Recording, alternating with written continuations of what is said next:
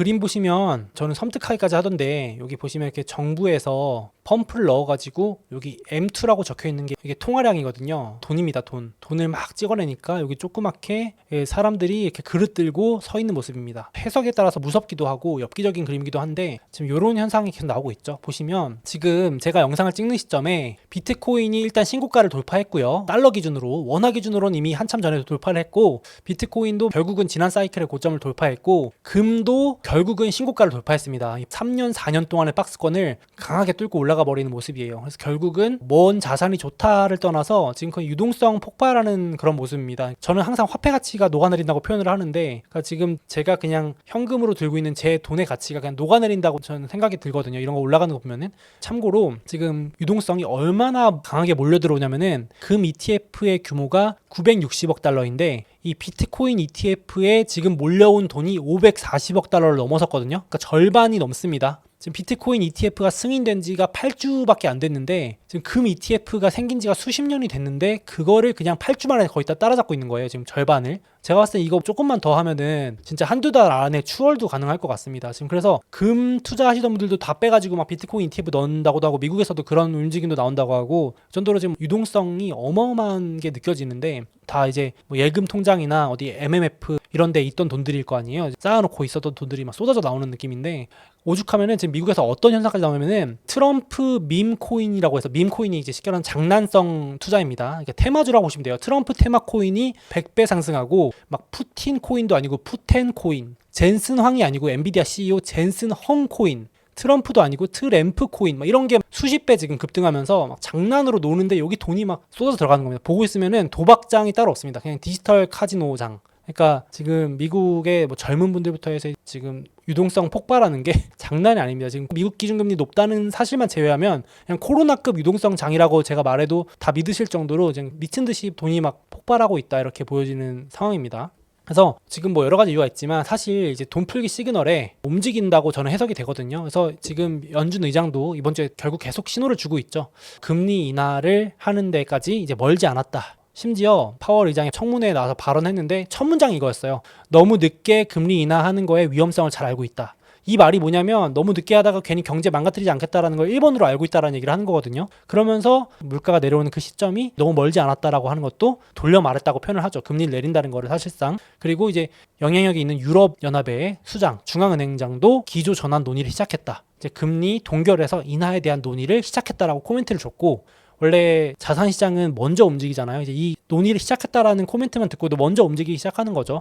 야, 미국도 멀지 않았다 그러고 유럽도 논의 시작했대. 그리고 6월에 더 많은 힌트가 나올 것 같대. 라고 코멘트까지 해주니까 뭐 난리가 난 거죠. 이제 증시도 환호하고, 물론 뭐 조정은 좀 받았지만 코인 막 금 이런 데 들썩썩 하고요. 난리가 났습니다. 거기다가 제가 봤을 때는 요게 진짜 큰 건인데, 이 파월 의장이 1년 만에 말을 바꿉니다. 연준 의장이 이 은행들에 대한 규제를 전면 재검토하겠다고 밝혔어요. 작년에 딱 1년 전이죠. 2023년 3월에 미국의 은행들이 파산하면서 이제 여론이 막 들고 일어났습니다. 지금 연준이 뭐 하는 거냐? 니네들이 은행 규제를 빡세게 해서 은행들이 함부로 돈을 못 굴리게 안전하게 장치를 만들어가지고 규제를 해서 문제가 없게 해라 해가지고, 연준에서 알았다, 우리가 이제 앞으로 은행들 규제 빡세게 하고 돈 함부로 못 굴리게 할게 라고 했는데, 그거 다시 재검토하겠다라고 한 겁니다. 사실상 안 하겠다라고 표현을 하는 건데, 그러니까 지금 이제 이 발언이 나오고 나서 외신들에서 줄줄이 얘기가 나왔는데, 블룸버그는 월가가 승리했다, 월가가 파월을 굴복시켰다라는 표현까지 썼고,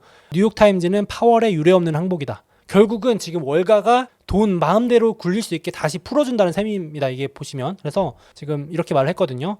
광범위한 재검토가 있을 것이다. 그러니까 규제를 연말까지 다 보류한다는 얘기는 그냥 월가 은행들 마음대로 투자할 수 있게끔 놔두겠다라고까지 거의 해석이 됩니다. 그러니까 규제를 쪼이던 걸 푼다는 얘기랑 다름이 없습니다. 이거 사실상 제가 해석했을 때는 돈풀기 시그널이나 다를 바가 없습니다. 이 규제를 하면은 은행들이 더 많은 충당금이나 비상금을 쌓아둬야 되거든요. 지급준비금이라고 하는 그런 은행에 위험 대비할 돈을 쌓아놓고 돈을 못 굴리는 건데, 지금 연준 의장이 그거 안 하겠다고 하는 얘기는 이런 월가의 주요 은행들 보고 너네들 마음대로 돈 굴려, 주식이나 채권이나 심지어 코인에 돈 넣어도 되라고 사실상 간접적으로 묵인해 준 셈이 되는 거거든요. 그래서 요거 보시면 지금 연준 의장도 그렇고 올해는 돈 푸는 시그널을 계속 주고 있다라는 게 느껴집니다. 그래서 지금 월가 3인방과 연준의장 이렇게 있는데 혹자는 이거 한 패라고까지 표현을 하죠. 그래서 이게 만평으로 이렇게 그림을 해놓은 건데 여기 월가의 은행장들이 고마워 하고 있는데 이게 연준의장입니다. 그러니까 같은 편이라는 거죠. 규제 완화 필요하면 또 불러요. 우리 같은 편이잖아요. 이렇게까지 얘기하는 겁니다. 이거 물론 제가 이렇게 표현한 게 아니고 이 그림은 심지어 이번 주에 나온 그림도 아니고 옛날부터 있던 그림입니다. 늘 이제 이렇게 연준과 뭐 유대 자본, 뭐 월가의 자본이 한 편이다, 뭐 이런 얘기까지 이제 심심치 않게 나오던 얘기라서 이 그림이 있었던 건데 어쨌든 팩트는 대형 은행들이 더 많은 돈을 쌓아두지 않아도 되기 때문에 규제 완화를 연준이 인정해줬기 때문에 돈 굴리는 게 가능하고 사실상 이건 유동성 풀리는 효과가 있다. 돈 풀기가 된다. 이렇게 보시면 되겠습니다. 저는 이게 가장 이번 주에 인상 깊었고요. 이런 시그널들이 나오니까 코인이든 금이든 이런 데가 들썩썩 하는 것도 있지 않나 생각을 합니다. 그래서 지금 미국도 돈 푼다는 시그널 주고 유럽도 돈 푼다는 시그널 주고 중국도 이번 주에 특별 서프라이즈 발표를 했죠. 초장기 특별 국채를 몇 년간 계속 발행할 거다라는 유례없는 발표를 합니다. 이 초장기 특별 국채는 한도가 없대요. 그러니까 정부에서 원하는 만큼 한도 없이 찍어낼 수 있는 게 바로 이 특별 국채이기 때문에 일단 유례 없이 이렇게 발표를 한 것도 시장의 서프라이즈였고 이 특별 국채를 발행한 거는 역대 4번밖에 없는데 IMF 때, 금융위기 때, 코로나 때 얼마나 상황이 심각했을 때인지 아시겠죠? 그리고 현재인데 이번에는 1년만 발행하는 게 아니라 필요하다면 향후 몇 년 동안 계속 찍어낸다 얘기한 거예요. 이것도 사실상 돈 풀기죠. 그러니까 이것 또한 유동성 확대 시그널입니다. 그래서 제가 만약에 중국인이었다면 이런 뉴스 보고 막 코인이나 금 사러 달려가지 않았을까. 주식시장은 좀 안 좋다고 하니까 논외로 하고 화폐 가치 위 하나 떨어진다 그러면 불안하니까 뭐 달러 살 수도 있고 그러지 않았을까 싶습니다. 이런 정도로 지금 중국도 나라 살려야 되니까 위기 방어하고 돈 찍어낸다. 이렇게 시그널을 이번 주에 동시에 줬습니다. 그래서 인민은행장이 또 나와가지고 여차하면 돈 더 풀겠다. 지금 월가에서 막 부양책이 부족한 거 아니냐 했더니 다음날에 더 풀 거다. 필요하면 말만 해라. 지금 우리는 여력이 많다. 그렇게까지 말을 했습니다. 그래서 2018년 이후로 처음으로 성장률도 이제 더 이상 하락하는 걸 막겠다라고 선언을 했기 때문에 올해 어마어마하게 돈을 계속 풀지 않을까 싶습니다. 이렇게 지금 빅3 미국, 중국, 유럽 다 돈 풀기 시그널을 계속 주고 있습니다. 그래서 제가 늘 말씀드리는 거지만 전 세계 주요 중앙은행들의 돈 풀기 통화량과 S&P 500은 거의 똑같이 움직입니다. 그래서 그거에 더 민감하게 움직이는 게 요즘은 비트코인이고 나스닥 이런 쪽이죠. 그래서 이 노란색 보시면 비트코인 움직임 상승세와 전 세계 주요 은행 통화량 증감률이 거의 같은 방향입니다. 지금 보시면 전 세계 중앙은행 통화량이 늘어나기 시작하니까 이제 거의 같이 움직이기 시작하고 돈줄 쪼일 때 내려갔다가 올라가고 쪼일 때 내려갔다 올라가고 내려갔다 올라가고 거의 똑같습니다. 그래서 지금도 이제 이런 것들을 보시는 분들이 코인이나 금이나 뭐 나스닥이나 S&P 500이나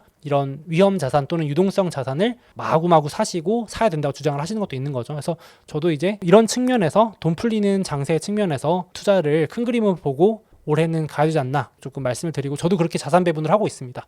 투자를 안 하면 화폐 가치가 녹아내리는 시점이긴 하다. 그래서 우량한 자산들 대표적인 게 S&P 500, 나스닥이 제일 제가 봤을 땐 좋고요. 반도체 ETF나 혹은 빅테크나 AI도 좋고 시장 지수 ETF도 좋고요. 비트코인 하시는 분들도 계속 요즘 많이들 물어보시는데 그런 것도 나쁘지 않고 저는 주식도 하다 보니까 관련 주들도 여기 넣어놓긴 했습니다. 한번 보여드린 적 있죠. 그래서 현물, 선물 ETF 우리나라에서는 비트코인 현물 ETF는 아직 투자가 허용이 안 났기 때문에 선물 ETF로 대신 넣어놨고 관련 주들 여기 넣어놨습니다. 그래서 이런 ETF도 있고 하니까 한번 보시면 좋을 것 같고 그러니까 큰 그림으로 뭐 어떤 개별 주식보다도 제가 오늘 말씀드리는 부분은 돈 풀기 유동성 장세로 봐야 되지 않을까 올해는. 그래서 그 풀린 돈이 어디로 들어갈까 그걸 조금 고민 같이 해보면서 투자하시면 올해 또 화폐 가치 하락도 막고 초과 수익도 한번 낼 수 있지 않을까 개인적으로 생각을 합니다.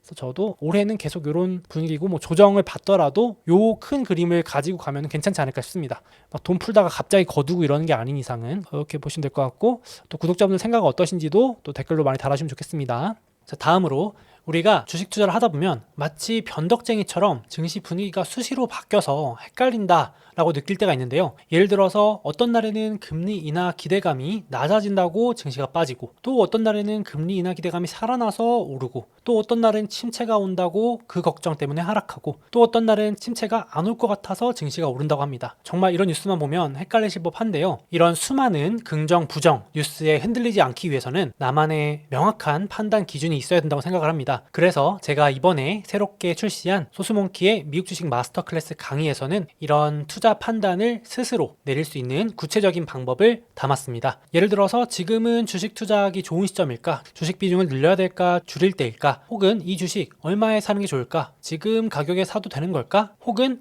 지금 시장 분위기에 편승해서 올라타야 될까? 아니면 슬슬 조심해야 될 때일까? 와 같은 투자하실 때 꼭 필요한 질문에 스스로 답하실 수 있게 되실 겁니다. 특히 이번 강의를 다 수강하고 나시면 일회성으로 끝나는 게 아니라 미국 주식 투자하시면서 평생 활용하실 수 있는 실전 노하우들을 얻어가실 수 있다고 생각합니다. 올해 저와 함께 제대로 투자 공부해보고 싶고 성과를 좀 더 높여보고 싶다 하시는 분들께서는 댓글과 더보기에 소몽의 마스터 클래스 링크 한번 참고해보시면 좋을 것 같습니다.